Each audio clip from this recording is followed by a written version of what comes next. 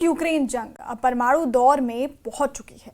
Putin के करीबी ने दावा किया है कि अमेरिका जिस तरह से रूस को धमका रहा है, उसे देखते हुए रूस अब ऐसी जंग शुरू कर सकता है जो अमेरिका पर बहुत भारी पड़ेगी।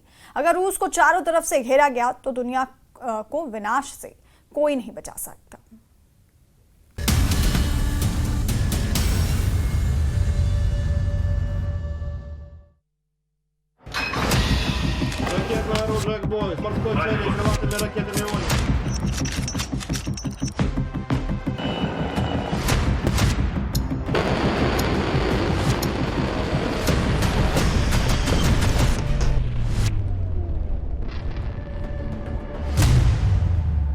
अमेरिका पर परमाणु हमले की तैयारी, पुतिन के करीबी का ट्रंप को चैलेंज। जरा कल्पना कीजिए, रूस पर अमेरिका समेत नेटो और यूरोप के सभी देश मिलकर बेहद सख्त प्रतिबंध लगा दें, भारी टैरिफ से रूस की अर्थव्यवस्था की कमर तोड़ दें, नेटो के हथियारों से ज़ेलेंस्की रूस के शहरों को तबाह करना शुरू कर दें। ऐसे हालात में पुतिन का रूस आखिर क्या करेगा? क्या वो अमेरिका, नेटो, यूरोप और यूक्रेन के सामने सरेंडर कर देगा, या फिर रूस एक ऐसी जंग शुरू करेगा जो अमेरिका समेत दुनिया के आधे देशों को तबाह कर डालेगा? ये सवाल इसीलिए उठने लगे हैं कि जिस तरह से न्यूयॉर्क में यूएन में ट्रंप ने रूस के खिलाफ जंगी मोर्चा खोला है, उसके बाद पुतिन, उनके करीबी और रूसी जनरलों के तेवर पूरी तरह से बदल चुके हैं। रूस के पूर्व राष्ट्रपति और पुतिन के बेहद करीबी दिमित्री मेदवेदेव ने ट्रंप को सख्त चेतावनी देते हुए इशारा किया है कि अगर रूस पर सख्त प्रतिबंध लगाए या फिर हैवी टैरिफ लगाया तो फिर रूस मजबूर होकर अमेरिका से सीधी और निर्णायक जंग करने को मजबूर हो जाएगा। पूर्व रूसी राष्ट्रपति दिमित्री मेदवेदेव ने ट्रंप प्रशासन को चेतावनी दी है कि संयुक्त राज्य अमेरिका और रूस के बीच सीधे संघर्ष का खतरा बहुत ही उच्च स्तर पर पहुंच चुका है। इधर रूस के खिलाफ ट्रंप के बयान से गदगद ज़ेलेंस्की ने भी ऐलान कर दिया है कि वो नेटो के हथियारों के दम पर रूस से यूक्रेन की वो सारी जमीन छीन लेंगे जो रूस ने पिछले 3.5 साल में यूक्रेन से छीनी है। ऐसे हालात में वॉर एक्सपर्ट्स का साफ कहना है कि ट्रंप ने अगर नेटो और यूक्रेन के साथ मिलकर रूस के खिलाफ मोर्चा खोला तो फिर तीसरे विश्व युद्ध में परमाणु हथियारों का जमकर इस्तेमाल होगा, जिसमें कई देशों का तो वजूद ही मिट जाएगा।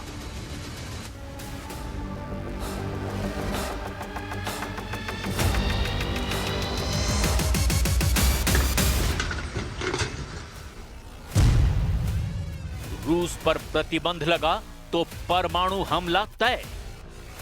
And they've been fighting for 3.5 years. रूस यूक्रेन युद्ध एक तरह से 30 देशों तक पहुंच चुका है।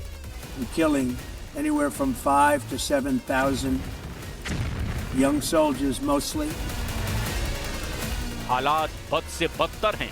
संयुक्त राष्ट्र महासभा में रूस के खौफनाक हमलों का असर ज़ेलेंस्की से लेकर सभी यूरोपीय देशों के नेताओं पर साफ नजर आया है। इधर रूस को कागजी शेर बताने वाले ट्रंप ने भी ऐलान कर दिया है कि अब यूक्रेन नेटो से हथियार लेकर रूस पर बड़े हमले शुरू कर दें।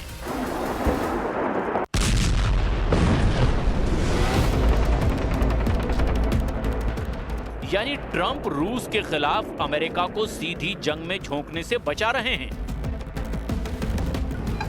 लेकिन यूक्रेन के कंधे पर नेटो की बंदूक का इस्तेमाल करके रूस को तबाह करना चाहते हैं। जबकि रूस ने दो टूक कह दिया है कि रूस टाइगर नहीं बल्कि भालू है जो अपने दुश्मनों को बीच से फाड़ डालेगा।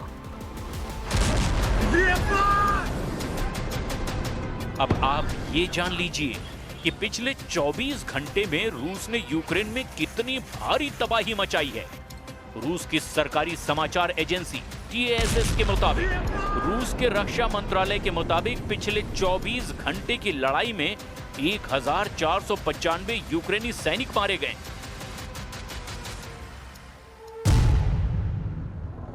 इधर पुतिन के बेहद करीबी पूर्व रूसी राष्ट्रपति दिमित्री मेदवेदेव ने ट्रंप प्रशासन को चेतावनी दी कि संयुक्त राज्य अमेरिका और रूस के बीच सीधे संघर्ष का खतरा बना हुआ है। दिमित्री मेदवेदेव ने कहा कि रूस स्टार्ट संधि का पालन करने के लिए तैयार है, जिस पर मैंने 2010 में हस्ताक्षर किए थे। अब ट्रंप प्रशासन को फैसला लेना है, लेकिन संधि के शब्दों का पालन करना ही काफी नहीं है। अमेरिका को प्रतिबंधों और शुल्कों से रूस को कमजोर करने का प्रयास बंद करना होगा, अन्यथा सीधे संघर्ष का खतरा बना रहेगा। मेदवेदेव, जो इस वक्त रूसी राष्ट्रपति व्लादिमीर पुतिन की सुरक्षा परिषद के उपाध्यक्ष हैं, रूस यूक्रेन युद्ध जो फरवरी 2022 में रूसी राष्ट्रपति व्लादिमीर पुतिन के द्वारा आक्रमण शुरू होने के बाद से चल रहा है, इसने परमाणु युद्ध की संभावना को लेकर चिंताओं को और बढ़ा दिया है। रूस के पास दुनिया का सबसे बड़ा परमाणु भंडार है। इधर ज़ेलेंस्की ने संयुक्त राष्ट्र महासभा में अमेरिका समेत यूरोपीय देशों को चेतावनी दी है कि अगर वक्त रहते रूस को कंट्रोल नहीं किया गया तो रूस पूरी तरह से बेकाबू हो जाएगा।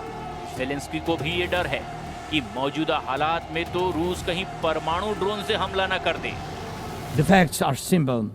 Stopping this war now, and with it, the global arms race, is cheaper than building underground kindergartens or massive bunkers for critical infrastructure later.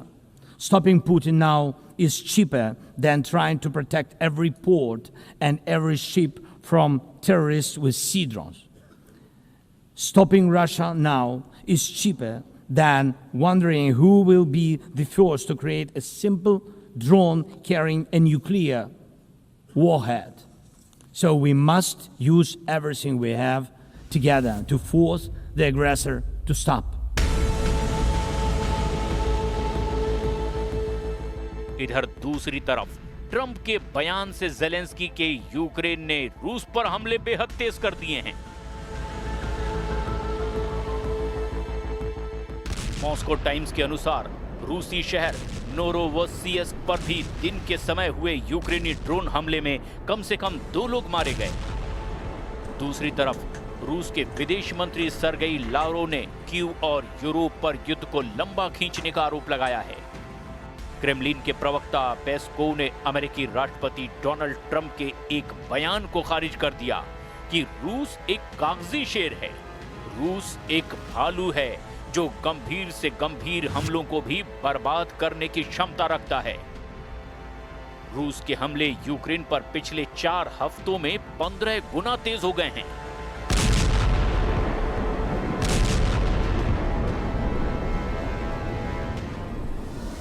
अब आप जरा इस वीडियो को देखिए जो कुछ हफ्तों ही पुराना है।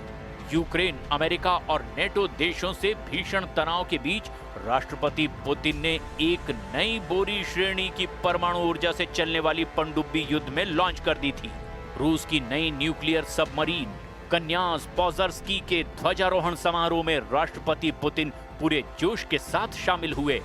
पुतिन ने दावा किया था कि रूस की नई न्यूक्लियर सबमरीन कन्यास पोजर्स्की स्टेल्थ, ताकत और लंबे और भीषण युद्ध के लिए तैयार की गई है।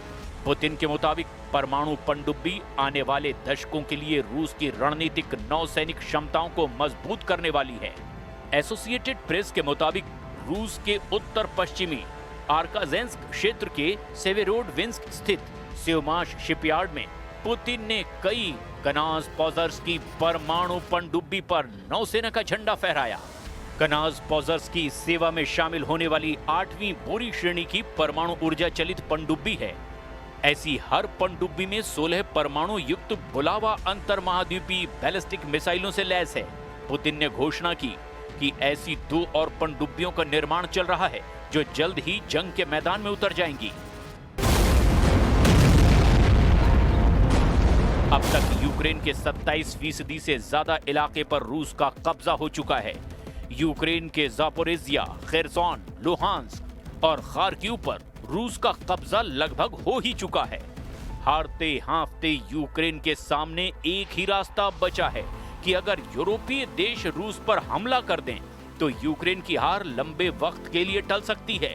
हालांकि पेरिस में हुई मीटिंग में राष्ट्रपति ज़ेलेंस्की ने साफ कहा था कि रूस के राष्ट्रपति पुतिन मरने वाले हैं, जिसके बाद रूस बिना शर्त युद्ध विराम के लिए मजबूर हो जाएगा। यहां तक कि फ्रांस के राष्ट्रपति मैक्रो और ब्रिटिश प्रधानमंत्री कीर स्टारमर ने भी रूस को धमकी देते हुए कहा था कि रूस कभी भी यूक्रेन को नहीं जीत पाएगा।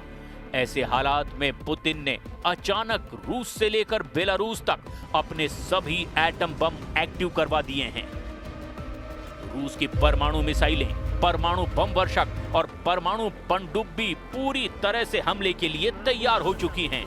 हालात ये हो गए हैं कि राष्ट्रपति पुतिन खुद रूस की एक परमाणु पनडुब्बी में पहुंच गए और कमांडरों को साफ आदेश दे दिया कि परमाणु हमले के लिए पूरी तरह से तैयार रहो।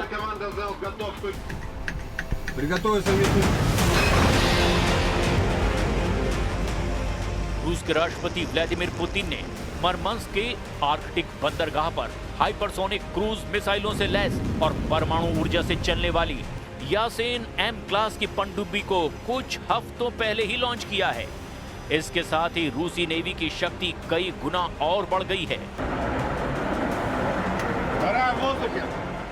पुतिन ने 2025 में ही मार्च के महीने में दावा किया था कि रूस की पर्म नाम की ये रूसी परमाणु मिसाइल पलक झपकते ही यूरोप को अपनी जिरकॉन हाइपरसोनिक क्रूज मिसाइलों से तबाह कर डालेगी।